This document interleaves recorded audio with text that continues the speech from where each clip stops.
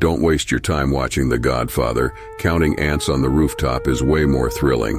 The cinematic disaster known as The Godfather is surely the most overrated film in the history of American cinema. Director Francis Ford Coppola has created the cinematic equivalent of stale wedding cake, a dry, crumbling bore of a movie that lumbers along for nearly 3 hours. Indeed, The Godfather moves slower than a herd of turtles stampeding through a vat of molasses.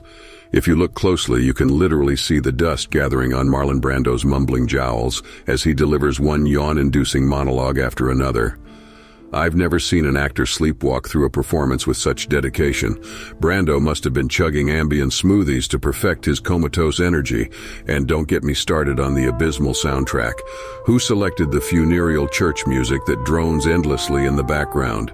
The score is so depressing it makes Schindler's List sound like a laughs-a-minute buddy comedy by comparison.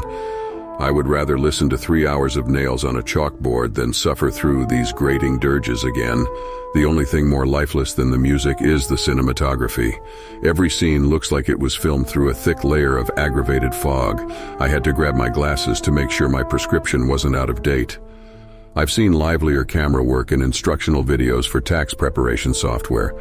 Clearly, Coppola let his kindergarten niece operate the lens for this snooze fest. As for the acting, words fail to capture the sheer ineptitude on display.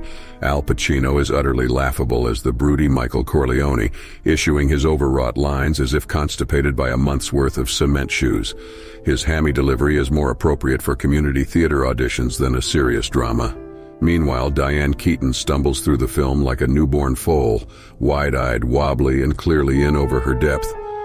The rest of the cast sleepwalk through their hollow roles, crushed under the weight of Coppola's pretentious direction.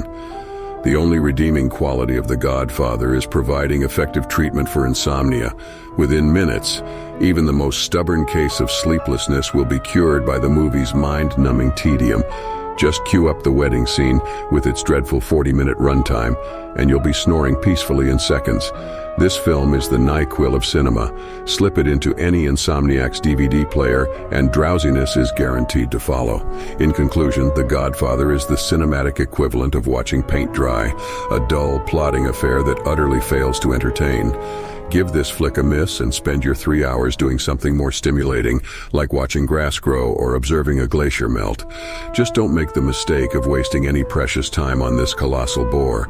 You'd be better off sleeping through the entire experience, if only Coppola's derivative direction wasn't such a persistent eye-opener.